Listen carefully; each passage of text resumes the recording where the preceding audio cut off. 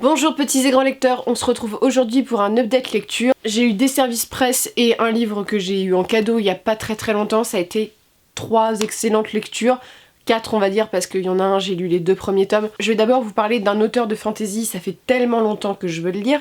C'est pas sa saga la plus connue et je me suis dit je vais rentrer dans l'univers de l'auteur par cette saga là qui est un peu plus courte que son autre saga qui est considérée dans le top 10 des meilleures sagas de fantasy des années 2000, on va dire. Il s'agit donc de Joe Abercrombie avec La mer éclatée. Donc en fait, La mer éclatée, tome 1, La moitié d'un roi, et tome 2, La moitié d'un monde. Ça a été une lecture superbe. On a frôlé le coup de cœur, simplement le récit était un peu trop précipité de temps en temps, mais de quoi ça parle exactement? Dans le premier tome, on suit Yarvi. Yarvi, il a un père, il a une mère, il a un frère, sauf que Yarvi, il vit dans un monde clairement inspiré des Vikings, avec, vous savez, ce rôle assez barbare, assez de lutte. Son père est assassiné, donc il se dit c'est bon, mon frère va récupérer le trône. Son frère se fait assassiner, donc en fait c'est lui qui le récupère, sauf que Yarvi, c'est pas un garçon comme les autres, il est pas intéressé par le trône, il est prédestiné plutôt à des études qu'on pourrait rapprocher de prêtre. En fait il est plutôt savant, il suit des études dans ce monde-là, et Yarvi, il est handicapé, en fait il a une main qui est atrophiée, donc il ne peut pas combattre, il peut pas du tout s'en servir et il est jugé énormément là-dessus, il a des surnoms là-dessus. Son père lui a répété que c'était un bon à rien pendant toute sa vie parce qu'il était handicapé. Bref, tu vois, la vie de famille un peu compliquée. Donc Yarvi se retrouve avec ce trône dont il a pas voulu, il se retrouve avec une fiancée qu'il a pas voulu. Il se rend donc à un lieu pour retrouver la personne qui a assassiné son père. Et là-bas... il va se faire pousser un peu d'une falaise. En clair, Yarvi, on va tenter de l'assassiner, il va survivre et il va être repêché par un bateau de galère. Simplement ça l'histoire, mais en clair l'histoire c'est Yarvi qui va récupérer un trône dont il avait pas vraiment envie, mais par honneur pour son père et en sachant qui a assassiné son père, je vous laisse découvrir ça, il a envie de se venger.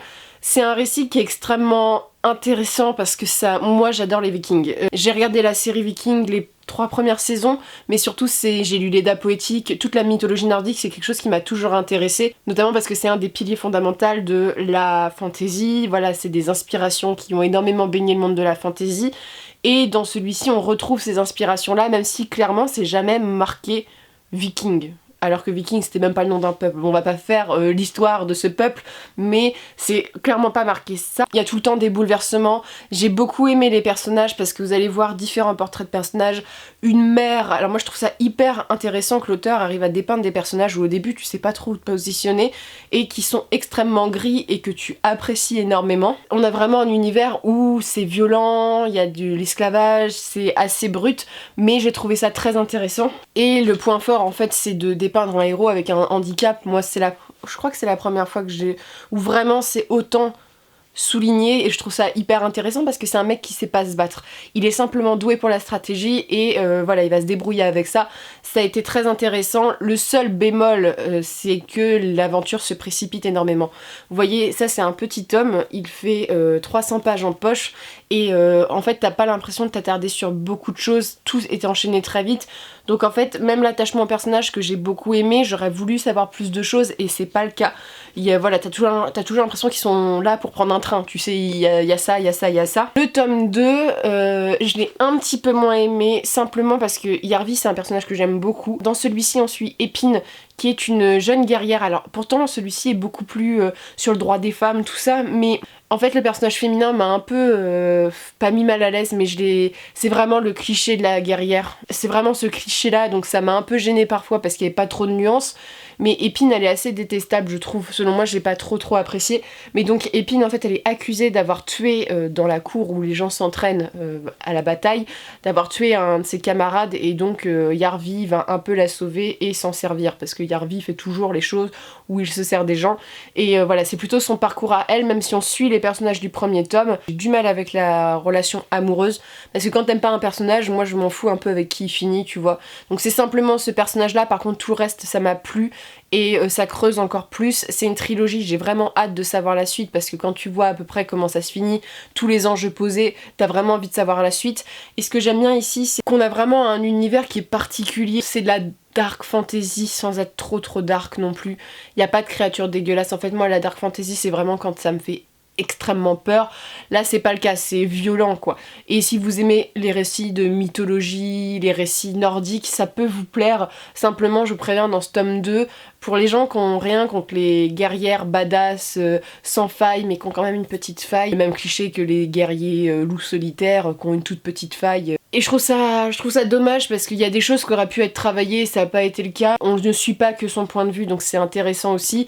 Et on a vraiment ce côté comme il y a beaucoup de bouleversements, tu sais jamais trop comment ça va se finir, il y a des meurtres, tout ça, tu sais jamais si ton personnage que t'aimes bien va décéder ou pas, et les fins sont toujours très bien travaillées, donc je vous conseille cette série de Abercrombie, et je vais lire Servir froid, qui est son cycle le plus connu, qui est vraiment un pilier de la fantasy, et ça fait des années que je le veux, mais le problème c'est que je le trouvais toujours en occasion défoncé, du genre mais vraiment dans un état dégueulasse, donc voilà, je m'achèterais Servir froid. Abercrombie pour l'instant c'est plutôt bien, simplement c'est un peu trop précipité. Je vous présente ensuite encore une réception Bragelonne qui a été encore une très bonne lecture. Je suis hyper contente parce que là j'arrive vraiment à sélectionner de plus en plus des livres, je sais qu'ils vont me plaire parce que l'histoire, dans le résumé je vois qu'il y a quelque chose qui m'intéresse, et celui-ci j'ai lu le résumé, je savais pas trop de quoi ça parlait quand même, et ça a été vraiment une très très bonne lecture, et je trouve qu'il est très original, et c'est Paul Béarn. C'est un auteur français de fantasy et c'est Calam, le premier tome, Les Deux Visages. Alors c'est un univers qui est assez complexe mais qui est hyper intéressant. On suit en fait une jeune fille qui est dans une rébellion. C'est les 10 premières pages et cette rébellion va se faire souffler par le roi en place. Donc ils vont tuer le héros de cette rébellion, le modèle de cette fille. Au début on suit ça, elle est emprisonnée et elle va se faire exécuter avec tous ses compagnons, et il y a simplement une personne qui va la voir, c'est une espèce de chroniqueur, ça m'a rappelé un peu le nom du vent d'une certaine manière, mais c'est un mec qui lui dit de raconter la légende du gars qui est mort parce qu'on lui a demandé. Je vous explique pas pourquoi, parce qu'il y a des complots politiques, tout ça, mais on lui a demandé d'écrire cette légende, et cette fille-là, c'est un peu la seule qui sait des choses sur cet homme, et en fait on a sa vie, mais c'est à travers son regard, et en fait on voit que c'est un peu elle l'héroïne, et c'était tellement bien parce que cette fille en fait, au début tu pars d'un récit, rébellion, tu sais pas trop, et ce que j'ai aimé c'est vraiment la morale de ce récit où tu vois très bien que le rôle des historiographes, donc ça parle de ça aussi, mais surtout le fait que d'un point de vue ou d'un autre, les rebelles d'un côté sont les gentils d'un autre, voilà. Et en fait, c'est vraiment ce rebelle, on voit qui il est, et il était pas du tout destiné à avoir le poste qu'il avait. Et ça m'a vraiment touchée, l'histoire est hyper intéressante. Il y a un plus de la sorcellerie, de la magie. Calam, je vous explique pas ce que c'est, mais c'est en lien avec la magie que j'ai trouvé très original. Et il y a un peu le mythe de la sorcière qui revient, que j'ai beaucoup aimé. C'est un univers qui est fouillé autant sur l'historique, voilà, de ce qui s'est passé, sur les paysages, les aventures, et sur la construction des personnages, parce que chaque personnage a une implication. Des fois t'as des révélations et t'es en mode what the fuck. Il y en a plusieurs où j'étais en mode ok d'accord, j'ai vraiment envie de savoir la fin, parce que la fin c'est un cliffhanger de ouf, donc t'as envie de savoir la suite. Ça a été une très très bonne lecture, en plus je suis hyper contente que ça soit français, parce que ça, voilà, c'est vachement bien, donc je suis contente qu'on a un nouvel auteur français qui je trouve tient la route. Il a écrit une autre série qui s'appelle Le 7ème guerrier mage, que j'avais vu en librairie et la couverture m'avait vraiment intéressée, mais c'est un univers qui est original, qui est bien construit. Il y a vraiment un attachement aux personnages qui sont pas... C'est un univers qui est assez violent, mais avec des personnages qui le sont pas vraiment par nature, et c'est beaucoup... Il y a une espèce de nostalgie, il y a beaucoup d'amour qui est transmis, comme tu pars du point de vue d'une jeune fille sur son modèle, on va dire, c'est assez beau, et vraiment c'est un récit que je vous recommande, qui est au prix de 7,90 €, et j'ai passé une super bonne lecture. Donc tu vois, après Eragon, après tout ça, ça m'a fait vraiment fait du bien, et je vous conseille Calam, qui est un peu plus épais que Abercrombie, qui fait à peu près 550 pages, mais ça a été vraiment une bonne découverte, et j'ai tellement hâte de lire la suite, parce que franchement la fin elle est en mode il me faut le tome 2 mais c'était très intéressant, et j'ai pas vraiment de points négatifs à dire sur cette série, donc je vais en rester là. Et là je vais vous parler d'une série, j'ai pas les mots pour en parler parce que c'est Tolkien. Alors déjà j'ai pas les mots pour Tolkien, mais c'est une histoire que j'adore, que j'ai déjà lu dans le Silmarillion quand j'étais ado, et voilà, que j'ai lu pendant mes recherches pour mon mémoire, et l'historique de ce livre, il dépasse tellement le simple papier que c'en est beau. Beren et Lucienne. La plus belle, oui, une des plus belles histoires d'amour de fantasy. Alors, Beren et Lucienne, en fait, c'est un récit qui a profondément marqué Tolkien. Je vais vous le dire dès le début, Tolkien a fait graver Beren sur sa tombe et Lucienne sur la tombe de sa femme. Tu vois que le récit, c'est la plus belle déclaration d'amour que tu puisses faire, je pense, à ta femme ou à ton mari. C'est l'histoire assez simple. Lucienne, c'est une elfe. Lucienne, elle danse. Alors tu sais, c'est très cliché au début, elle danse dans la forêt et il y a Beren qui l'observe. Et Beren, le coup de foudre, Lucienne, il met du genre, c'est la femme de sa vie. Il l'a vue, il a fait c'est bon, je la veux, je la prends. Mais Lucienne, c'est quand même une princesse, donc il faut qu'il demande la permission de beau papa. Et beau papa lui dit non, voilà. Mais il se fout un peu de sa gueule, beau papa, parce qu'en plus, Beren, c'est un humain. Il se fout un peu de sa gueule parce que les elfes... J'aime bien quand les gens disent que Tolkien est tellement manichéen, mais en fait, c'est les gens qui ont lu que le Seigneur des Anneaux. C'est les gens qui n'ont pas pris la peine de lire d'autres trucs parce que les elfes sont pas forcément positifs chez Tolkien. C'est des gens qui sont extrêmement arrogants, et là, on le sent, tu vois. Et il lui dit, t'as qu'à aller chercher un des joyaux de la couronne de Morgoth.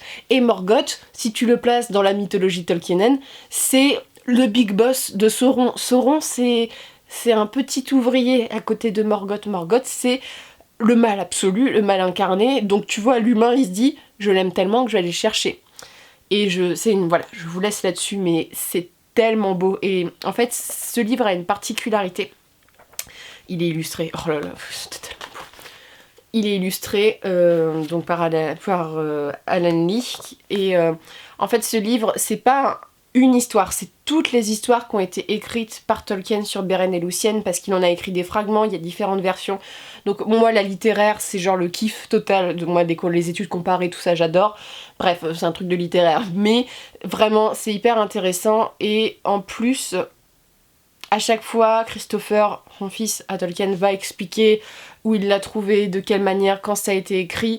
Et c'est hyper intéressant, c'est hyper enrichissant. Alors ça, c'est pour les fans de Tolkien, tu prends un pied pas possible à lire ça, voilà. Personnellement, et c'est un récit qui est extrêmement touchant, c'est une déclaration d'amour. Et je trouve que c'est comme Les Enfants du Rhin, il y a un côté un peu classique littéraire anglais. Je sais pas, j'ai toujours ressenti ça vis-à-vis de Beren et Lucienne.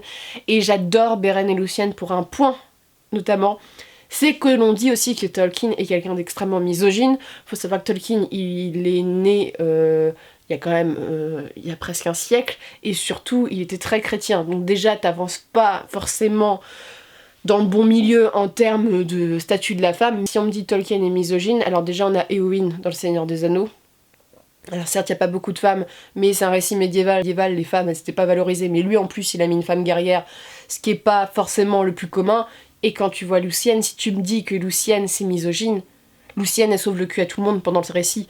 Lucienne, c'est la véritable héroïne de Beren et Lucienne. Donc voilà, je suis vénère.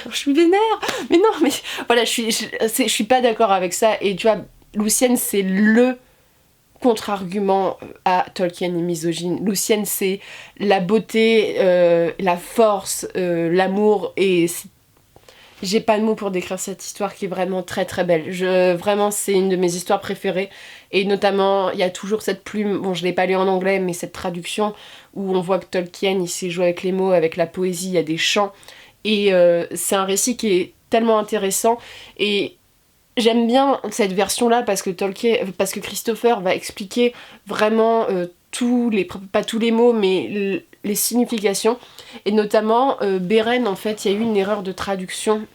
Tolkien il a eu des problèmes avec ça parce qu'en fait, il l'appelle le gnome pendant le récit, mais c'est pas le gnome en faisant référence... Oui, il me semble que c'est le gnome, hein. Je dis peut-être des bêtises, mais c'est pas en référence à la créature fantasy, c'est en référence au peuple gnomique dans Le Seigneur des Anneaux, à la langue gnomique, tout ça. Et en fait, c'est hyper intéressant parce que tu vois que la traduction, bon, ça c'est un kiff de littéraire aussi, hein, mais tu vois que la traduction, ça a tellement d'importance, et le choix des mots, ça a tellement d'importance.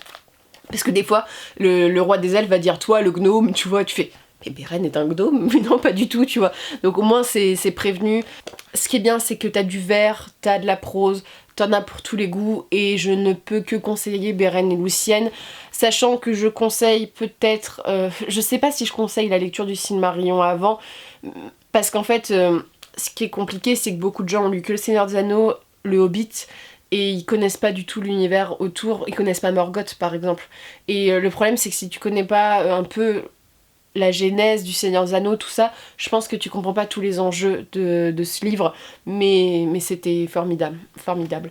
Et je suis tellement heureuse, les éditions de Christian Bourgois sont tellement belles, et c'est vraiment un récit que je conseille. Et tu vois, c'est même un récit que tu peux raconter à tes enfants, alors peut-être tu leur lis, mais c'est tellement beau, c'est féerique, c'est magique, et c'est vraiment un hymne à l'amour. Et ça me touche d'autant plus que Tolkien a fait graver ça sur la tombe avec sa femme, parce que avec Edith, c'est vraiment un modèle, il l'a aimé du premier jour qu'il l'a vu jusqu'à la fin de sa vie, et c'est un peu le cas de Beren et Lucienne, et je pense que c'est la plus belle déclaration que tu puisses faire à l'être aimé, et c'était beau quoi. J'ai pas d'autres mots pour ça, je suis assez émue hein, parce que c'est un livre qui m'a vraiment... vraiment émue. Et j'ai envie de relire Les Enfants du Rhin maintenant, tu vois, parce qu'ils en parlent un moment dans le récit, parce qu'ils font une petite comparaison aussi, tu vois qu'il y a un peu le même modèle. Mais voilà, j'ai relu un Tolkien et j'étais très contente de redécouvrir un Tolkien. Et voilà, c'était magique, donc je vous le conseille. C'en est tout pour ces lectures où, oui, j'ai beaucoup aimé mes lectures. Voilà, là je suis de nouveau dans un mood où j'ai du mal. En fait, je suis en train de lire The Immortal Instrument. Donc je lis la série spin-off qui me plaît plutôt bien, même s'il y a des... c'est de la YA et c'est de la YA des années 2000-2010. Donc il y a des problèmes, il y a un triangle amoureux, c'est pour ça. Mais ça se passe à l'époque victorienne, donc ça remonte tout dans mon estime. Et le problème c'est que j'ai du mal avec The Immortal Instrument. Peut-être parce que j'ai toujours l'impression que les livres sont extrêmement longs, j'avance pas, je les lis en anglais et j'ai vraiment du mal à avancer, voilà, c'est simplement ça.